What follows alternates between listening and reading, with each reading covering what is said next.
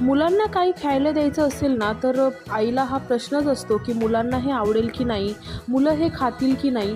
तर त्या दिवशी मी फणसाच्या बिया मुलांना अशाच बॉईल करून दिल्या, पण मुलांना त्या काही आवडल्या नाहीत.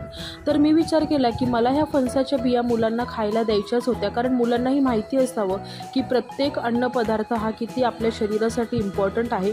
तर म्हणून मी काय केलं की माझ्याकडे 2 कच्ची केळी होती.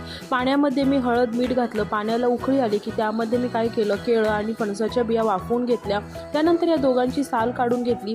मिक्सरला हे दोन्ही एकजीव करून घेतलं. त्यानंतर यामध्ये मी काय केलं की एक बारीक चिरलेला कांदा, ही आलं लसणाची पेस्ट, त्यानंतर अर्धा चमचा ओवा, हळद, कोथिंबीर घालून छान हे मस्त एकजीव केले. ह्याच्या टिक्की बनवल्या.